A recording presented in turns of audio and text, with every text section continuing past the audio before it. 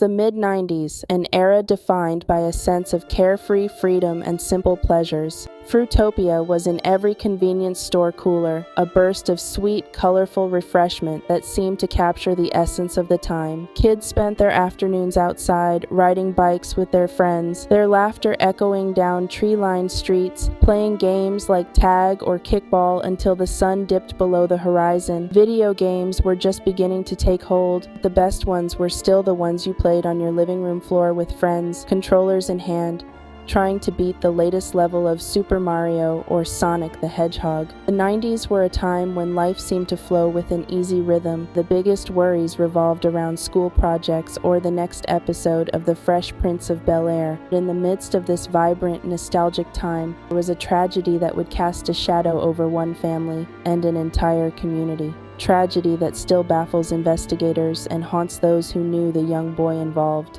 4-year-old DeJuan Sims vanished from the Wonderland Mall in Livonia, Michigan. Do you still feel to this day that DeJuan Sims knew what happened to DeJuan? Yes. Tonight, police and frantic family members are all asking, where's DeJuan? So where is DeJuan Sims? When last seen, DeJuan Sims of Detroit was wearing a striped hooded jacket, blue sweatpants, and black sneakers.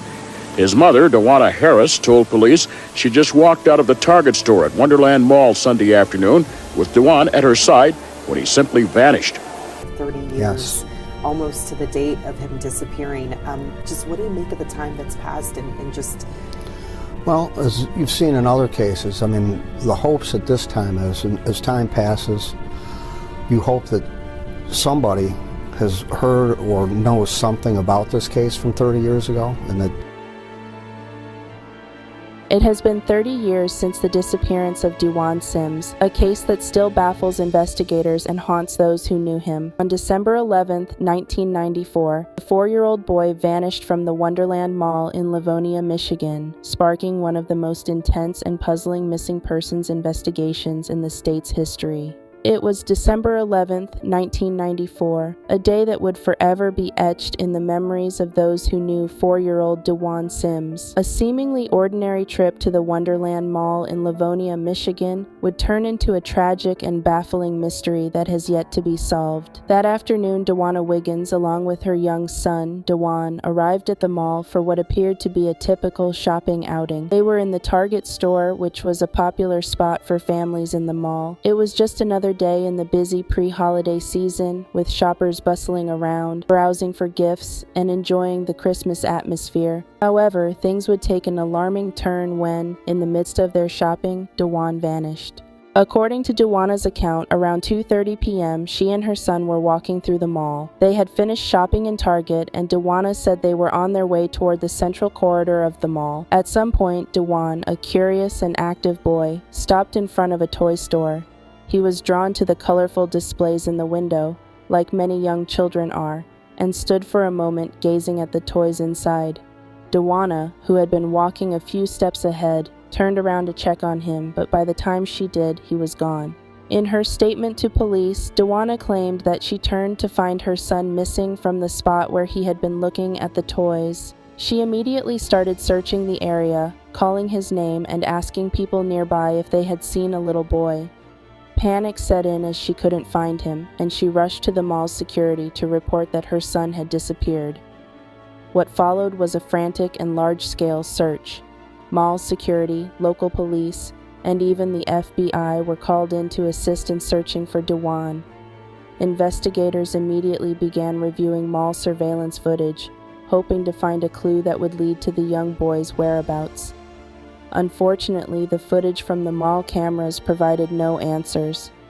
There was no sign of DeWann in the area where he had last been seen, and no one reported seeing him after he had supposedly disappeared. In the days that followed, authorities began to notice inconsistencies in DeWanna's story. While she initially reported that her son had vanished at around 2:30 p.m., witnesses came forward and stated that they had seen her arriving at the mall around 3:30 p.m., an hour later than she had claimed.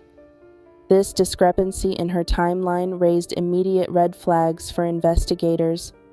Further investigation into DeWanna's statements led to even more doubts. She was subjected to 2 polygraph tests, both of which she failed. The inconsistencies in her story, coupled with her polygraph results, caused authorities to question whether she knew more about her son's disappearance than she had let on. Mama loves you, Bookie loves you, everybody loves you, and we waiting on you to come home. We got your Christmas ready, and just come home. I'm not gonna stand accused of hurting my own baby. I'm not. I understand the world is sick and there's a lot of mothers out there, but this is not the case this time.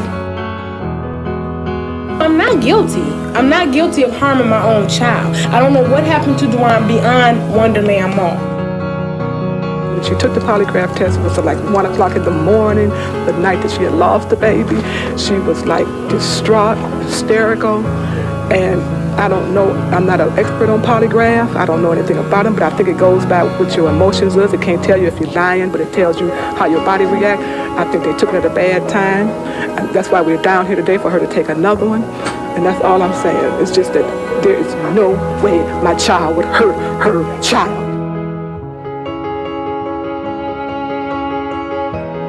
Additionally, a potentially troubling detail came to light. Dewan's grandmother had taken out a life insurance policy on the young boy. Though Dewana reportedly had no knowledge of the policy and claimed it was intended to cover his college education, the presence of the policy only added to the suspicion surrounding her. Despite these issues, investigators continued to search for Dewan. His father, who was not living with Dewana at the time, was interviewed and underwent a polygraph test, which he passed. He has never been considered a suspect in the case. Dewan's disappearance left the community of Livonia and the entire state gripped by fear and confusion. The mall, once a familiar place of shopping and fun, had become the setting of an unthinkable tragedy. Dewana's life, already marked by the pain of losing her son, would take even more troubling turns in the years to come. In the years after Dewan went missing, Dewana moved to Durham, North Carolina, where she remarried and started a new life. However, the shadow of Dewan's disappearance would continue to follow her. In 2007, she was arrested for an unrelated assault, an event that raised even more questions about her personal life and stability. However, she continued to maintain her innocence regarding Dewan's disappearance. The case would take another strange turn in 2019 when a man named Mike Cash publicly claimed to be Dewan Sims. After DNA testing in 2021, it was revealed that Mike Cash was not Dewan, but the claim reignited public interest in the case, which remains unsolved to this day. Sadly, Dewana passed away in 2020, and with her death, the remaining answers about her son's disappearance seem to slip further out of reach. 30 years have passed since Dewan Sims was last seen in front of that toy store in the Wonderland Mall. His disappearance remains one of the most puzzling and tragic mysteries in Michigan's history. To this day, no one knows exactly what happened to Dewan. He was last seen wearing a red jacket, blue jeans, and black shoes, standing in front of the toy store. At the time of his disappearance, he was described as being 3 feet tall and weighing around 50 pounds. Anyone with information about Dewan's disappearance is still urged to contact the Livonia Police Department. Though time has passed, the case remains open and the hope for answers persists.